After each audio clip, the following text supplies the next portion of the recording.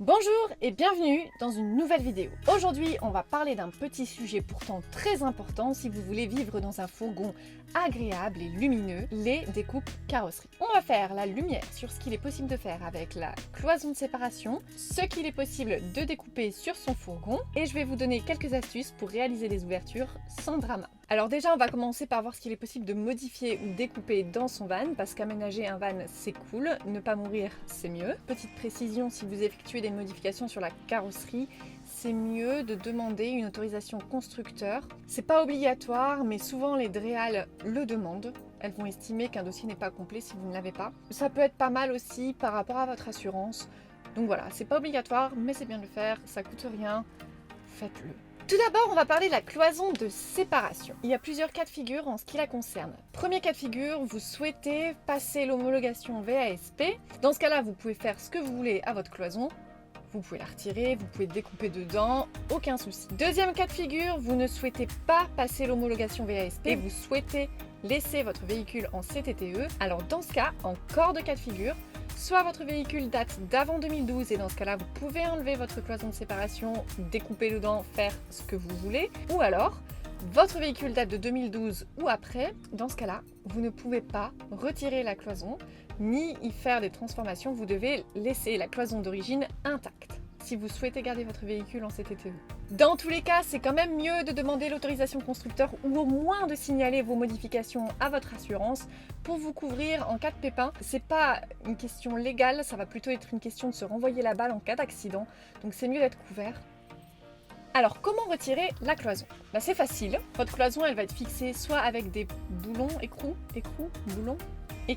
boulons, soit de façon plus permanente, avec des rivets, soit un petit mix des deux. Ça, c'est juste histoire de garder le suspense. C'était comme ça pour nous. Est-ce que tu vas galérer ? Est-ce que tu vas pas galérer ? Tu vas pas galérer. Bah si, en fait. Pour vous débarrasser des rivets, c'est simple, vous pouvez les scier ou les meuler ou alors encore plus efficace, forer en pleine tête du rivet. Tout garder de cloison, or not tout garder la cloison. Dans les deux cas, il y a du pour et il y a du contre. Enlever la cloison, c'est un accès facilité à la cabine. Ça peut être intéressant lorsque vous avez envie de prendre la route rapidement, notamment quand vous ne vous sentez pas en sécurité quelque part et que vous voulez partir. C'est mieux de ne pas avoir à sortir, surtout si vous ne vous sentez pas en sécurité. Donc ça, c'est quand même un gros plus. Par contre, en enlevant la cloison de séparation, ce qui va se passer, c'est que vous ouvrez votre véhicule sur un espace qui n'est pas isolé, ni vraiment isolable, et surtout avec plein de vitres. Donc en termes d'isolation, c'est pas terrible. Par contre, ça ajoute énormément de luminosité. Par contre, tout le monde peut voir à l'intérieur de votre véhicule. Du coup, en termes d'intimité, c'est pas génial. Après, chacun son truc, il y en a peut-être qui kiffent, je vous juge pas. Et puis enfin, en cas d'accident, ne plus avoir la cloison, c'est le risque qu'un élément de votre aménagement se transforme en projectile qui vous arrive droit dans la nuque ou droit dans le pare-brise. Donc voilà, on peut remédier à chacun de ces avantages ou inconvénients. En termes d'isolation, nous on a mis des rideaux thermiques. Ça compense, c'est quand même pas la même chose. Ça sert aussi de protection contre les regards indiscrets.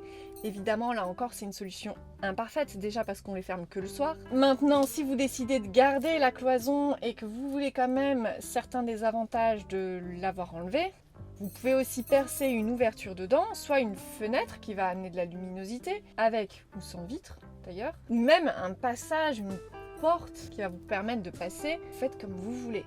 Par contre, ces modifications-là, percer une ouverture dedans, ce n'est possible que si vous passez en VASP ou si vous le gardez en CTTE, mais que votre véhicule date d'avant 2012. Sinon, c'est pas possible. Voilà pour la cloison. Maintenant, on va parler des ouvertures, des fenêtres et des lanterneaux. Où est-ce qu'on peut les placer dans le fourgon ? Qu'est-ce qu'on peut percer ? Qu'est-ce qu'on peut pas percer ? Qu'est-ce qu'on doit garder ? Qu'est-ce qu'on peut enlever ? C'est très simple. Votre véhicule, en gros, il est constitué d'une structure, le squelette, rigide, sur lequel on vient carrosser de la tôle, la carrosserie. Et enfin, on rajoute des renforts qui vont empêcher la tôle de vibrer, ou du moins qui vont réduire considérablement les vibrations de la tôle. Ces renforts, vous pouvez les enlever. Normalement, si vous touchez à la structure du van, vous devez obligatoirement faire la demande à votre constructeur, mais ça c'est très rare qu'il l'accorde et on peut les comprendre. Mais les renforts, ça fait pas partie du squelette, c'est pas essentiel, c'est un peu comme les amygdales ou l'appendice du van. Ça sert,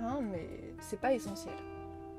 Bien sûr, c'est une chose d'enlever un ou deux renforts pour y placer des fenêtres, c'est autre chose de tous les dégager. Aménager un van, c'est bien. Intelligemment, c'est mieux. Faut rester logique. Mais vous pouvez sans problème réaliser une ouverture en enlevant ces renforts. Allez, on va parler de comment s'y prendre pour découper ces ouvertures. Alors, pour découper, on peut commencer par tracer le contour de la vitre ou de l'ouverture, parce qu'en fait, ça peut être aussi une prise ou l'arrivée d'eau, enfin voilà, plein de trucs. On va rester sur vitre, comme ça je dois pas dire à chaque fois. Donc vous tracez le contour au marqueur, puis à l'aide d'une perceuse ou d'une foreuse, vous allez faire un trou suffisamment large pour pouvoir passer la lame de votre scie sauteuse. Et une fois que vous pouvez passer votre scie sauteuse, bah, vous y allez, hein. Vous découpez à la scie sauteuse l'ouverture de votre ouverture. Vous découpez l'ouverture nécessaire.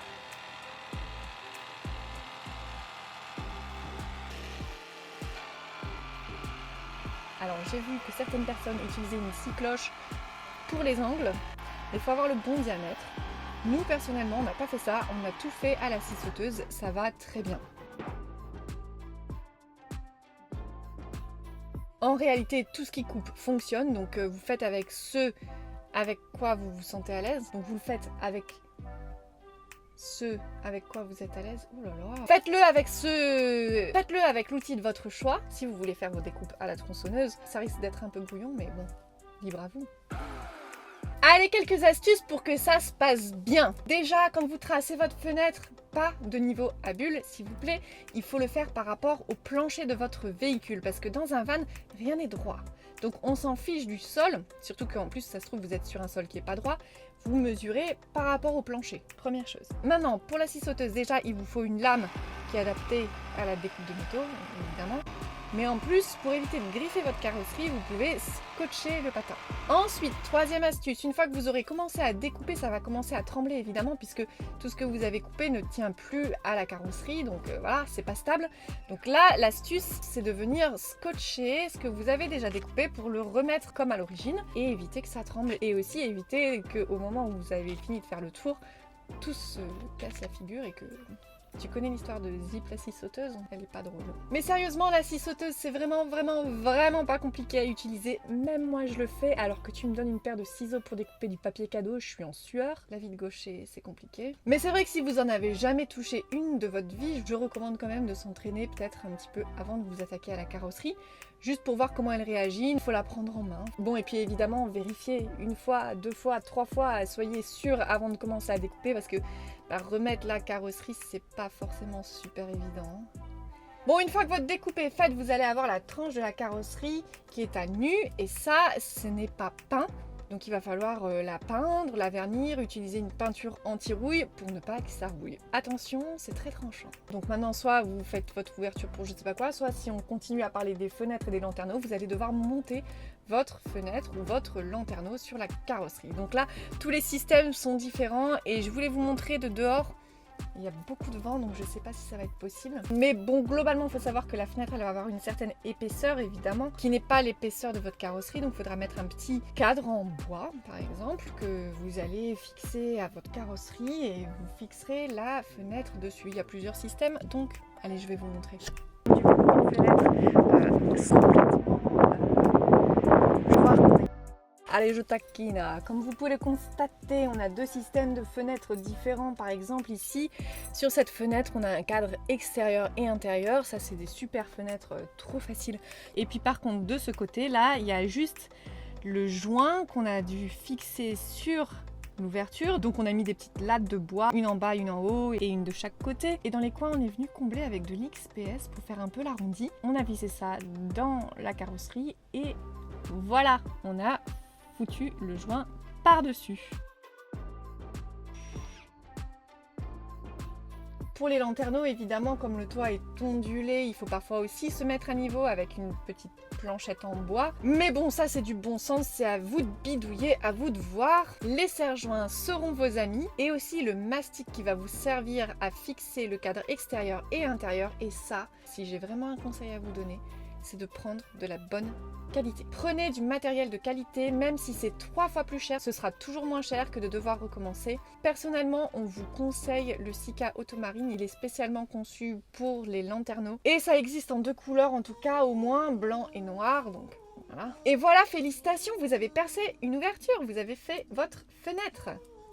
maintenant il n'y a plus qu'à plonger votre fourgon sous l'eau pour voir si c'est étanche. J'ai encore beaucoup de choses à vous dire sur l'aménagement et l'homologation, mais par contre, le coût de 2 vidéos par semaine, ça va devoir s'arrêter. Je suis désolée, c'est pas vous, c'est moi. On va rester sur le dimanche à 20h, simplement parce qu'avec ce rythme-là, je n'arrive pas à aller aussi loin dans les détails que j'aimerais sans mourir. Ceci dit, il va y avoir des vidéos très complètes et très complexes qui vont sortir, comme par exemple sur l'électricité, et ça, à mon avis, je vais le découper en plusieurs parties, et là, je publierai en plusieurs fois, probablement sur une même semaine, histoire que ce soit un peu plus digeste.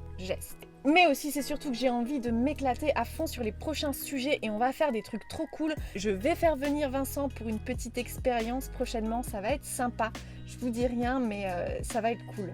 Donc normalement, on se revoit dimanche. N'oublie pas de laisser une trace de ton passage avec ceci et puis aussi de laisser un petit commentaire. On fait la gymnastique des doigts, on prend tout ce qu'on peut prendre en cette période de confinement. Tiens d'ailleurs, on est aussi sur Instagram. On essaie d'y poster un petit peu plus régulièrement, plusieurs fois par semaine et pratiquement tous les jours on fait des stories.